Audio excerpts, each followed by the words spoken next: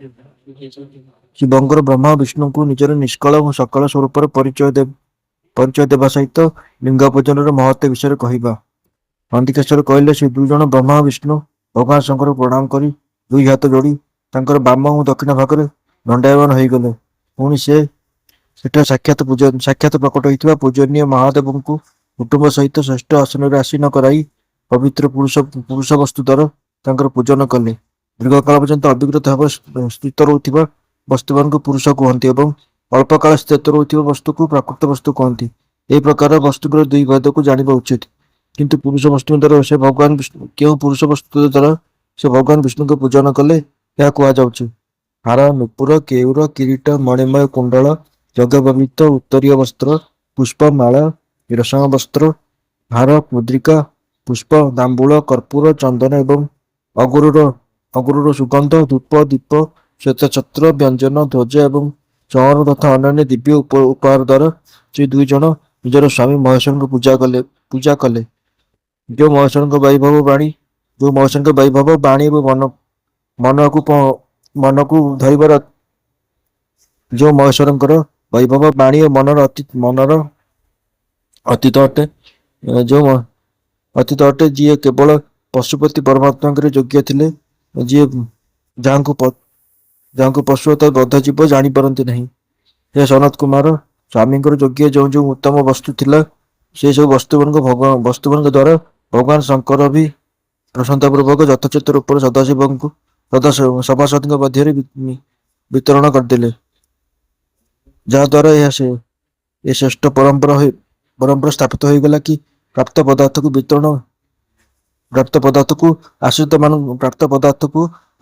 ଆଶ୍ରିତମାନଙ୍କୁ ଦେଇଦେବା ଉଚିତ। ସେ ବସ୍ତୁମାନଙ୍କୁ ଗ୍ରହଣ କରିଥିବା ସଭାସଦଙ୍କ ମଧ୍ୟରେ ସେଠାରେ କୋଳାହଳ ବ୍ୟାପିଗଲା।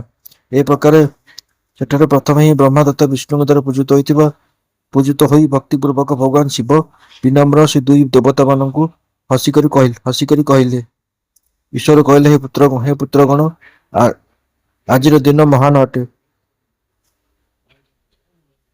ଏଥିପାଇଁ ତୁମ ଦ୍ୱାରା ମୋର ଯେଉଁ ପୂଜନ କରାଯାଇଛି, ଏଥିରେ ମୁଁ ତୁମମାନଙ୍କ ଉପରେ ଅତି ପ୍ରସନ୍ନ। ଏହି କାରଣରୁ ଏହି ଦିନ ପରମ ପବିତ୍ର ଏବଂ ମହାନରୁ ମହାନ ହେବ। ଆଜିଠାରୁ ଏହି ତିଥି ଶିବରାତ୍ରି ନାମରେ ବିଖ୍ୟାତ ହୋଇ ମୋ ପାଇଁ ପରମ ପ୍ରିୟ ହେବ। ଏହି ସମୟରେ ଯିଏ ମୋର ଲିଙ୍ଗ ନିଷ୍କଳ ଅଙ୍ଗ ଆକୃତିରୁ ରହିତ ନିରାକାର ସ୍ୱରୂପର ପ୍ରତୀକ ଏବଂ ସକଳ ଅର୍ଥାତ୍ ସାକାର ରୂପର ପ୍ରତୀକ ବିଗ୍ରହର ପୂଜା କରିବ, ସେହି ପୁରୁଷ ଜଗତର ସୃଷ୍ଟି, ତୃତୀୟ ପାଳନ ଆଦି କାର୍ଯ୍ୟ ବି କରିପାରିବ। ଯିଏ ଶିବରାତ୍ରି ଦିନ ନିରାହାର ଏବଂ ଜିତେନ୍ଦ୍ରିୟ ରହି ନିଜର ଶକ୍ତି ଅନୁସାରେ ନିଷ୍କପଟ ଭାବରେ ମୋର ଯଥୋଚିତ ପୂଜା କରିବ, ତାଦ୍ୱାରା ମିଳିଥିବା ଫଳର ବର୍ଣ୍ଣନାକୁ ଶୁଣ। 1 ବର୍ଷ ପର୍ଯ୍ୟନ୍ତ ମୋର ପୂଜା କରିବା ଦ୍ୱାରା ଯେଉଁ ଫଳ ମିଳେ, ସେହି ସମସ୍ତ ଫଳ କେବଳ ଗୋଟିଏ ଦିନ ଶିବରାତ୍ରିରେ ମୋର ପୂଜା କରିବା ଦ୍ୱାରା ମନୁଷ୍ୟ ତତ୍କାଳ ପ୍ରାପ୍ତ କରିନିଏ। ଯେପରି ପୂର୍ଣ୍ଣ ଚନ୍ଦ୍ରମାର ଉଦୟ ସମୁଦ୍ରର ବୃଦ୍ଧିର କାରଣ ଅଟେ, ସେହି ପ୍ରକାର ଏହି ଶିବରାତ୍ରି ତିଥି ମୋର ଧର୍ମର ବୃଦ୍ଧିର କାରଣ ଅଟେ। ଏହି ତିଥିରେ ମୋର ସ୍ଥାପନା ଆଦିର ମଙ୍ଗଳମୟ ଉତ୍ସବ ହେବା ଉଚିତ। ହେ ବତ୍ସ, ପ୍ରଥମେ ମୁଁ ଯେତେବେଳେ ଜ୍ୟୋତିର୍ମୟ ସ୍ୱରୂପରେ ପ୍ରକଟ ହୋଇଥିଲି, ସେ ସମୟ ମାର୍ଗଶିର ମାସର ଆର୍ଦ୍ରା ନକ୍ଷତ୍ର ଥିଲା। ଅତଃ ଯେଉଁ ପୁରୁଷ ମାର୍ଗଶିର ମାସରେ ଆର୍ଦ୍ରା ନକ୍ଷତ୍ର ଯୁକ୍ତ ଥାଇ ମୋତେ ଦର୍ଶନ କରେ ଅଥବା ମୋର ମୂର୍ତ୍ତି ବା ଲିଙ୍ଗର ଦର୍ଶନ କରେ, ସେ ମୋ ପାଇଁ କାର୍ତ୍ତିକଙ୍କଠାରୁ ବି ଅଧିକ ପ୍ରିୟ ହୋଇଥାଏ। ସେହି ଶୁଭ ଦିନ ମୋର ଦର୍ଶନ ମାତ୍ରକେ ସମ୍ପୂର୍ଣ୍ଣ ଫଳ ପ୍ରାପ୍ତ ହୁଏ। ଯଦି ଦର୍ଶନ ସହିତ ମୋର ପୂଜା ବି କରାଯିବ, ତେବେ ବି ତାହାକୁ ଅଧିକ ଫଳ ପ୍ରାପ୍ତି ହେବ, ଯାହାକୁ ବାଣୀ ଦ୍ୱାରା କୁହାଯାଇ ପାରିବ ନାହିଁ। ଏହି ରଣଭୂମିରେ ମୁଁ ଲିଙ୍ଗ ରୂପରେ ପ୍ରକଟ ହୋଇ ବହୁତ ବଡ଼ ହୋଇଯାଇଥିଲି। ଅତଃ ଏହି ଲିଙ୍ଗ କାରଣରୁ ଏହି ଭୂତଳ ଲିଙ୍ଗସ୍ଥାନ ନାମରେ ପ୍ରସିଦ୍ଧ ହେଲା। ହେ ପୁତ୍ର, ଜଗତର ଲୋକମାନେ ଏହାର ଦର୍ଶନ ଓ ପୂଜନ କରିପାରିବେ। ଏଥିପାଇଁ ଏହି ଅନଦୀ ଏବଂ ଅନନ୍ତ ଜ୍ୟୋତିସ୍ତମ୍ଭ ଅତ୍ୟନ୍ତ ଛୋଟ ହୋଇଯିବ। ଏହି ଲିଙ୍ଗ ସବୁ ପ୍ରକାର ଭୋଗର ପ୍ରଦାୟକ ଏବଂ ଭୋଗ ତଥା ମୋକ୍ଷର ଏକମାତ୍ର ସାଧନ ହେବ। ଏହାର ଦର୍ଶନ ସ୍ପର୍ଶ ଏବଂ ଧ୍ୟାନ ପ୍ରାଣୀମାନଙ୍କୁ ଜନ୍ମ ଏବଂ ମୃତ୍ୟୁରୁ ମୁକ୍ତ କରି ମୋକ୍ଷ ପ୍ରଦାନ କରିବ। ଅଗ୍ନିର ପାହାଡ଼ ଯେପରି ଏହି ଶିବଲିଙ୍ଗ ଏଠାରେ ପ୍ରକଟ ହୋଇଛି, ଏହି କାରଣ ଏହି ସ୍ଥାନ ଅରୁଣାଚଳ ନାମରେ ପ୍ରସିଦ୍ଧ ହେବ। ଏଠାରେ ଅନେକ ପ୍ରକାର ବଡ଼ ବଡ଼ ତୀର୍ଥ ପ୍ରକଟ ହେବ। ଏ ସ୍ଥାନରେ ରହୁଥିବା ବା ଏ ସ୍ଥାନରେ ବାସ କରିବା ବା ମୃତ୍ୟୁବରଣ କରିବା ଦ୍ୱାରା ଜୀବକୁ ମୋକ୍ଷ ପ୍ରାପ୍ତ ହେବ। ରଥୋତ୍ସବର ଆୟୋଜନରେ ଏଠାରେ ସର୍ବତ୍ର ଅନେକ ଲୋକ କଲ୍ୟାଣକାରୀ ରୂପରେ ନିବାସ କରିବେ। ଏ ସ୍ଥାନରେ କରାଯାଇଥିବା ଦାନ, ହବନ ତଥା ଜପ ଏସବୁ ଏହାକୁ ଅନନ୍ତ ଗୁଣ ଫଳ ଏହାକୁ ଅନନ୍ତ ଗୁଣ ଫଳ ପ୍ରଦାନ କରିବ। ଏହି କ୍ଷେତ୍ରରେ ଏହି କ୍ଷେତ୍ର ମୋର ସମସ୍ତ କ୍ଷେତ୍ରଠାରୁ ଶ୍ରେଷ୍ଠତମ ହେବ। ଏହା ମୋର ଶରଣବର୍ତ୍ତୀ ପ୍ରାଣୀମାନଙ୍କୁ ମୁକ୍ତି ପ୍ରଦାନ କରିବ। ଅତଃ ଏହି ପରମ ରମଣୀୟ କ୍ଷେତ୍ର ଅତି ମହତ୍ତ୍ୱପୂର୍ଣ୍ଣ ଅଟେ। ଏହା ସମସ୍ତ ପ୍ରକାରର କଲ୍ୟାଣରେ ପୂର୍ଣ୍ଣ, ଶୁଭ ଏବଂ ସମସ୍ତଙ୍କର ମୁକ୍ତି ପ୍ରଦାନକାରୀ ହେବ। ଏହି ଲିଙ୍ଗରେ ମତେ ଲିଙ୍ଗେଶ୍ୱରଙ୍କୁ ରଚନା କରିବା ଦ୍ୱାରା ମନୁଷ୍ୟ ସାଲୋକ୍ୟ, ସାରୂପ୍ୟ, ଶାଷ୍ଟି ଏବଂ ସାଯୋଜ୍ୟ ଏହି ପଞ୍ଚ ପ୍ରକାରର ମୁକ୍ତିକୁ ପ୍ରାପ୍ତ କରିନିଏ। ଆପଣମାନଙ୍କୁ ବି ଶୀଘ୍ର ହିଁ ସମସ୍ତ ମନୋବାଞ୍ଛିତ ଫଳ ପ୍ରାପ୍ତ ହେବ। ନନ୍ଦିକେଶ୍ୱର କହିଲେ, ଏହି ପ୍ରକାର ବିନମ୍ର ବ୍ରହ୍ମା ତଥା ବିଷ୍ଣୁଙ୍କ ଉପରେ ଅନୁଗ୍ରହ କରି ଭଗବାନ ଶଙ୍କର ତାଙ୍କର ଯେଉଁ ସୈନ୍ୟ ଦଳ ପରସ୍ପର ଯୁଦ୍ଧରେ ମରିଯାଇଥିଲେ ତାଙ୍କୁ ନିଜର ଅମୃତ ବର୍ଷିଣୀ ଶକ୍ତି ଦ୍ୱାରା ଜୀବିତ କରିଦେଲେ। ସେ ଦୁଇ ଜଣ ବ୍ରହ୍ମା ବିଷ୍ଣୁଙ୍କର ମୂଢ଼ତା ଏବଂ ପାରସ୍ପରିକ ଶତ୍ରୁତା ଦୂର କରିବା ପାଇଁ ଭଗବାନ ଶଙ୍କର ସେ ଦୁଇ ଜଣଙ୍କୁ କହିଲେ, ମୋର ଦୁଇଟି ରୂପ ଅଛି, ସକଳ ଏବଂ ନିଷ୍କଳ। ଅନ୍ୟ କାହାର ଏପରି ରୂପ ନାହିଁ। ଅତଃ ମୋ ଅତିରିକ୍ତ ଅନ୍ୟ ସମସ୍ତେ ଅନିଶ୍ୱର ଅଟନ୍ତି। ହେ ପୁତ୍ର, ପ୍ରଥମେ ମୁଁ ସ୍ତମ୍ଭ ରୂପରେ ପ୍ରକଟ ହେଲି, ପୁଣି ନିଜର ସାକ୍ଷାତ ରୂପରେ। ବ୍ରହ୍ମ ଭାବ ମୋର ନିଷ୍କଳ ରୂପ ଏବଂ ମହେଶ୍ୱର ଭାବ ସକଳ ରୂପ ଅଟେ। ଏ ଦୁଇଟି ମୋର ହିଁ ଶୁଦ୍ଧ ରୂପ ଅଟେ। ମୋ ଅତିରିକ୍ତ ଅନ୍ୟ କାହାର ରୂପ ହୋଇପାରିବ ନାହିଁ। ଏହି କାରଣରୁ ତୁମ ଦୁଇ ଜଣଙ୍କୁ ଅଥବା ଅନ୍ୟ କାହାକୁ ବି ଈଶ୍ୱରତ୍ୱ କେବେ ଆରୋପିତ ହୋଇପାରିବ ନାହିଁ। ଅଜ୍ଞାନ କାରଣରୁ ତୁମେ ଦୁଇ ଜଣଙ୍କୁ ଯେଉଁ ଈଶ୍ୱରତ୍ୱର ଆଶ୍ଚର୍ଯ୍ୟଜନକ ଅଭିମାନ ଉତ୍ପନ୍ନ ହୋଇଥିଲା ତାକୁ ଦୂର କରିବା ପାଇଁ ହିଁ ମୁଁ ଏହି ରଣଭୂମିରେ ପ୍ରକଟ ହୋଇଛି। ସେହି ନିଜ ଅଭିମାନକୁ ତୁମେମାନେ ଛାଡ଼ିଦିଅ ଏବଂ ମୋତେ ଅର୍ଥାତ୍ ପରମେଶ୍ୱରଙ୍କ ଠାରେ ବୁଦ୍ଧି ସ୍ଥିର କର। ମୋ କୃପାରୁ ହିଁ ସମସ୍ତ ଲୋକରେ ସବୁକିଛି ପ୍ରକାଶିତ ହୋଇଥାଏ। ଏହି ଗୂଢ଼ ବ୍ରହ୍ମତତ୍ତ୍ୱକୁ ତୁମ ପ୍ରତି ସ୍ନେହ ଥିବା କାରଣରୁ ହିଁ ମୁଁ କହୁଅଛି। ମୁଁ ହିଁ ପରମ ବ୍ରହ୍ମ ଅଟେ। ସଗୁଣ ଏବଂ ନିର୍ଗୁଣ ଏହି ଦୁଇଟି ମୋର ହିଁ ସ୍ୱରୂପ ଅଟନ୍ତି। ମୋର ସ୍ୱରୂପ ବ୍ରହ୍ମରୂପ ହେବା କାରଣରୁ ମୁଁ ଈଶ୍ୱର ବି ଅଟେ। ଜୀବଙ୍କ ଉପରେ ଅନୁଗ୍ରହ ଆଦି କରିବା ମୋର କାର୍ଯ୍ୟ ଅଟେ। ହେ ବ୍ରହ୍ମା ଏବଂ କେଶବ, ସବୁଠାରୁ ବୃହତ୍ ଏବଂ ଜଗତର ବୁଦ୍ଧିକାରକ ହେବା କାରଣରୁ ମୁଁ ବ୍ରହ୍ମ ହିଁ ଅଟେ। ହେ ପୁତ୍ର, ସର୍ବତ୍ର ସମରୂପରେ ସ୍ଥିତ ଏବଂ ବ୍ୟାପକ ହେବାରୁ ମୁଁ ହିଁ ସମସ୍ତଙ୍କର ଆତ୍ମା ଅଟେ। ଅନ୍ୟ ସମସ୍ତ ଜୀବ ଅନାତ୍ମ ରୂପ ଅଟନ୍ତି, ଏଥିରେ ସନ୍ଦେହ ନାହିଁ। ସ୍ୱର୍ଗଠାରୁ ନେଇ ଅନୁଗ୍ରହ ପର୍ଯ୍ୟନ୍ତ ବା ଆତ୍ମା ବା ଈଶ୍ୱରଙ୍କ ଠାରୁ ଭିନ୍ନ ଯେଉଁ ଜଗତ ସମ୍ବନ୍ଧୀ ପଞ୍ଚକୃତ୍ୟ ଅଛି ସେମାନେ ସଦା ମୋର ହିଁ ରୂପ ଅଟନ୍ତି। ମୋର ଅତିରିକ୍ତ ଅନ୍ୟ କେହି ନାହାନ୍ତି, କାରଣ ମୁଁ ହିଁ ସମସ୍ତଙ୍କର ଈଶ୍ୱର ଅଟେ। ପ୍ରଥମେ ମୋର ବ୍ରହ୍ମସ୍ୱରୂପର ବୋଧ କରାଇବା ପାଇଁ ନିଷ୍କଳ ଲିଙ୍ଗ ପ୍ରକଟ ହୋଇଥିଲା। ପୁଣି ତୁମ ଦୁଇ ଜଣଙ୍କର ଅଜ୍ଞାତ ଈଶ୍ୱର ଭାବତ୍ୱର ସ୍ପଷ୍ଟ ସାକ୍ଷାତକାର କରିବା ପାଇଁ ମୁଁ ସାକ୍ଷାତ ଜଗଦୀଶ୍ୱର ହିଁ ସକଳ ରୂପରେ ତତ୍କାଳ ପ୍ରକଟ ହୋଇଗଲି। ଅତଃ ମୋଠାରେ ହିଁ ଈଶ୍ୱରତ୍ୱ ଅଛି। ଏହାକୁ ହିଁ ମୋର ସକଳ ସ୍ୱରୂପ ଜାଣିବା ଉଚିତ। ତଥା ଯେଉଁ ମୋର ଏହି ନିଷ୍କଳ ସ୍ତମ୍ଭ ଅଛି ତାହା ମୋର ବ୍ରହ୍ମସ୍ୱରୂପ ହିଁ ଅଟେ। ହେ ପୁତ୍ର, ଲିଙ୍ଗ ଲକ୍ଷଣ ଯୁକ୍ତ ହେବା କାରଣରୁ ଏହା ମୋର ହିଁ ଲିଙ୍ଗ ଅର୍ଥାତ୍ ଚିହ୍ନ ଅଟେ। ତୁମ ଦୁଇ ଜଣଙ୍କୁ ପ୍ରତିଦିନ ଏଠାରେ ରହି ଏହାର ପୂଜା କରିବା ଉଚିତ। ଏହା ମୋର ସ୍ୱରୂପ ଅଟେ ଏବଂ ମୋର ସାମୀପ୍ୟର ପ୍ରାପ୍ତି କରାଏ। ଲିଙ୍ଗ ଏବଂ ଲିଙ୍ଗଠାରେ ନିତ୍ୟ ଅଭେଦ ଥିବା କାରଣରୁ ମୋର ଏହି ଲିଙ୍ଗର ମହାନ ପୁରୁଷ ମଧ୍ୟ ପୂଜା କରିବା ଉଚିତ। ହେ ବତ୍ସ, ଯେଉଁଠି ଯିଏ କେହି ବି ମୋର ଲିଙ୍ଗକୁ ସ୍ଥାପିତ କରିନିଏ ସେଠାରେ ମୁଁ ଅପ୍ରତିଷ୍ଠିତ ହୋଇ ମଧ୍ୟ ପ୍ରତିଷ୍ଠିତ ହୋଇଯାଏ। ମୋର ଗୋଟିଏ ଲିଙ୍ଗର ସ୍ଥାପନ କରିବାର ଫଳ ମୋର ସାମୀପ୍ୟ ପ୍ରାପ୍ତି କରାଏ। ଜଣକ ପରେ ଗୋଟିଏ ପରେ ଆଉ ଗୋଟିଏ ଶିବଲିଙ୍ଗକୁ ବି ସ୍ଥାପନ କରିଦେଲେ ସେତେବେଳେ ଫଳ ରୂପରେ ମୋ ସହିତ ଏକତ୍ରିତ ହୋଇଯାଏ।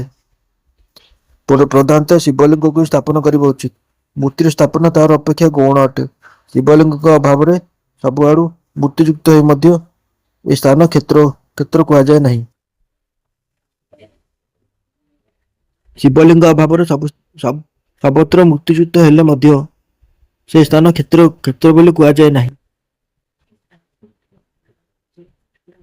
ସୃଷ୍ଟି ତିଥି ଆଦି ପାଞ୍ଚକୃତ୍ୟର ପ୍ରତିପାଦନ, ପ୍ରଣବ ଏବଂ ପଞ୍ଚାକ୍ଷର ମନ୍ତ୍ରର ମହତ୍ଵ, ବ୍ରହ୍ମା ବିଷ୍ଣୁଙ୍କ ଦ୍ୱାରା ଭଗବାନ ଶିବଙ୍କ ସ୍ତୁତି ତଥା ତାଙ୍କର ଅନ୍ତର୍ଧାନ ହେବ। ବ୍ରହ୍ମା ଓ ବିଷ୍ଣୁ କହିଲେ, ହେ ପ୍ରଭୁ, ଆମ ଦୁଇ ଜଣଙ୍କର ସୃଷ୍ଟି ଓ ତଥା ଆମ ଦୁଇ ଜଣଙ୍କ ସୃଷ୍ଟି ଏବଂ ପାଞ୍ଚ ପ୍ରକୃତିର ଲକ୍ଷଣ କୁହନ୍ତୁ। ଶିବ କହିଲେ, ମୋର କୃତ୍ୟକୁ ବୁଝିବା ଅତ୍ୟନ୍ତ କଠିନ ଅଟେ, ତଥାପି ମୁଁ କୃପାପୂର୍ବକ ତୁମ ଦୁଇ ଜଣଙ୍କୁ ତାହା ବିଷୟରେ କହୁଛି। ବ୍ରହ୍ମା ଏବଂ ଅଚ୍ୟୁତ, ସୃଷ୍ଟି, ତିଥି, ସଂହାର, ତିରୋଭାବ ଓ ଅନୁଗ୍ରହ, ଏ ପାଞ୍ଚଟି ହିଁ ମୋର ଜଗତ ସମ୍ବନ୍ଧୀ କାର୍ଯ୍ୟ ଅଟେ, ଯାହା ନିତ୍ୟ ସିଦ୍ଧ ଅଟେ। ସଂସାରର ରଚନା ପାଇଁ ଯାହା ଆରମ୍ଭ ଅଟେ ତାହା ହିଁ ସ୍ୱର୍ଗ ଅଟେ। ମୋଠାରେ ପାଳିତ ହୋଇ ସୃଷ୍ଟିର ରୂପରେ ରହିବା ହିଁ ତାର ସ୍ଥିତି ଅଟେ, ତାର ବିନାଶ ହିଁ ସଂହାର ଅଟେ। ପ୍ରାଣର ଉତ୍କ୍ରମଣ ହିଁ ତିରୋଭାବ ଅଟେ।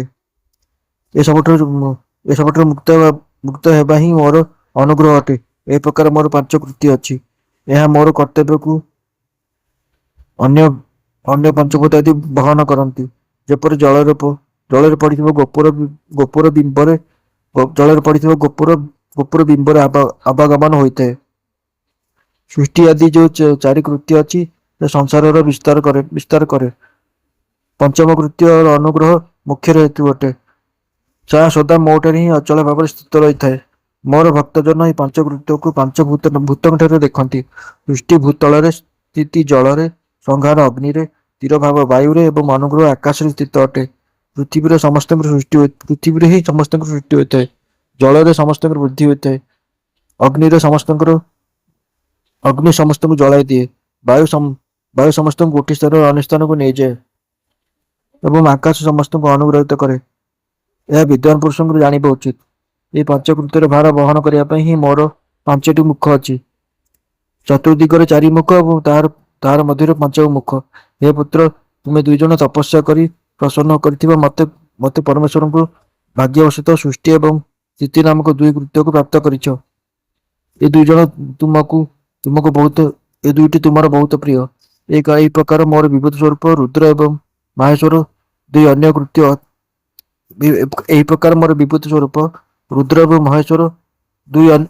ଦୁଇ ଅନ୍ୟ ଉତ୍ତମ ରୂପ ଅଟନ୍ତି, ଯାହା ସଂହାର ଏବଂ ତିରୋଭାବ। ଯେଉଁମାନେ ସଂହାର ତିରୋଭାବ ମୋଠୁ ପ୍ରାପ୍ତ କରିଛନ୍ତି, କିନ୍ତୁ ଅନୁଗ୍ରହ ନାମକ କୃତ୍ୟ କେହି ପାଇପାରିବ ନାହିଁ। ସେ ସମସ୍ତ ପ୍ରଥମ କର୍ମକୁ ତୁମେ ଦୁଇ ଜଣ ସମୟାନୁସାରେ ଭୁଲିଗଲ। ରୁଦ୍ର ଏବଂ ମହେଶ୍ୱର ନିଜ କର୍ମକୁ ଭୁଲି ନାହାନ୍ତି, ଏଥିପାଇଁ ମୁଁ ତାଙ୍କୁ ନିଜର ସମାନତା ପ୍ରଦାନ କରିଛି। ସେମାନେ ରୂପ, ବେଶ, କୃତ୍ୟ, ବାହନ, ଆସନ ଏବଂ ଆୟୁଧ ଆଦିରେ ମୋ ସମାନ ହିଁ ଅଟନ୍ତି। ହେ ପୁତ୍ର, ମୋ ଧ୍ୟାନରେ ଶୂନ୍ୟ ହେବା କାରଣରୁ ତୁମ ଦୁଇ ଜଣଠାରେ ମୂଢ଼ତା ଆସିଯାଇଛି। ମୋର ଜ୍ଞାନ ହେବା ପରେ ମହେଶଙ୍କ ସମାନ ଅଭିମାନ ଏବଂ ସ୍ୱରୂପ ରହେ ନାହିଁ। ଏଥିପାଇଁ ମୋର ଜ୍ଞାନର ସିଦ୍ଧି ପାଇଁ ମୋର ଓଁକାର ନାମକ ମନ୍ତ୍ରକୁ ତୁମେ ଦୁଇ ଜଣ ଜପ କର। ଏହା ଅଭିମାନ ଦୂରକାରକ ଅଟେ।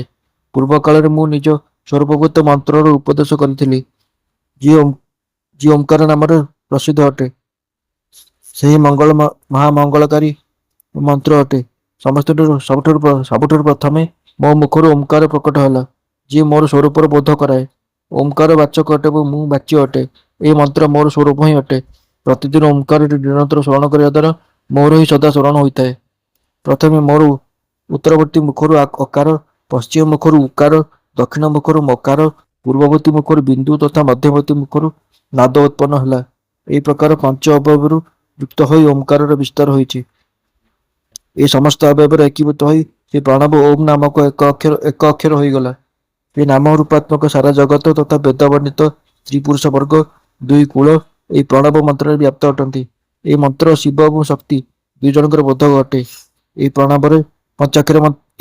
ପ୍ରଣବରୁ ହିଁ ପଞ୍ଚାକ୍ଷର ମନ୍ତ୍ରର ଉତ୍ପତ୍ତି ହୋଇଛି, ଯାହା ମୋର ସକଳ ରୂପର ବୋଧକ ଅଟେ। ସେ ଅକାରାଦି କ୍ରମରେ ଏବଂ ନକାରାଦି କ୍ରମରେ କ୍ରମଶଃ ପ୍ରକାଶରେ ଆସିଅଛି। ଓಂ ନମଃ ଶିବାୟ। ଏହି ପଞ୍ଚାକ୍ଷର ମନ୍ତ୍ରରେ ମାତୃକାବର୍ଣ୍ଣ ପ୍ରକଟ ହୋଇଛନ୍ତି, ଯାହା ପଞ୍ଚ ଭେଦ ଯୁକ୍ତ ଅଟେ। ଏଥିରେ ଶିରମନ୍ତ୍ର ତଥା ଚାରି ମୁଖରୁ ତ୍ରିପଦା ଗାୟତ୍ରୀ ପ୍ରକଟ ହୋଇଛନ୍ତି। ସେହି ଗାୟତ୍ରୀର ସମ୍ପୂର୍ଣ୍ଣ ବେଦ ପ୍ରକଟ ହୋଇଛି ଏବଂ ସେହି ବେଦରୁ ଅନେକ ମନ୍ତ୍ର ପ୍ରକଟ ହୋଇଛନ୍ତି। ସେହି ମନ୍ତ୍ର ଦ୍ୱାରା ଭିନ୍ନ ଭିନ୍ନ କାର୍ଯ୍ୟ ସିଦ୍ଧି ହୋଇଥାଏ। କିନ୍ତୁ ଏହି ପ୍ରଣବ ଏବଂ ପଞ୍ଚାକ୍ଷର ସମ୍ପୂର୍ଣ୍ଣ କିନ୍ତୁ ଏହି ପ୍ରଣବ ଏବଂ ପଞ୍ଚାକ୍ଷର ଦ୍ୱାରା ସମ୍ପୂର୍ଣ୍ଣ ମନୋରଥର ସିଦ୍ଧି ହୋଇଥାଏ। ଏହି ମୂଳ ମନ୍ତ୍ରର ଭୋଗ ଓ ମୁଖ୍ୟ ଦୁଇଟି ସିଦ୍ଧ ହୋଇଥାଏ। ମୋର ସକଳ ସ୍ୱରୂପର ସମ୍ବନ୍ଧ ରଖୁଥିବା ସମସ୍ତ ମନ୍ତ୍ରରାଜ ସାକ୍ଷାତ ଭୋଗ ପ୍ରଦାନ କରନ୍ତି ଏବଂ ଶୁଭକାରକ ଅଟନ୍ତି। ନନ୍ଦିକେଶ୍ୱର କହିଲେ, ତାପରେ ଜଗଦମ୍ବା ପାର୍ବତୀଙ୍କ ସହିତ ବସିଥିବା ଗୁରୁବର ମହାଦେବ ଉତ୍ତରାଭିମୁଖ ହୋଇ ବସିଥିବା ବ୍ରହ୍ମା ଓ ବିଷ୍ଣୁଙ୍କୁ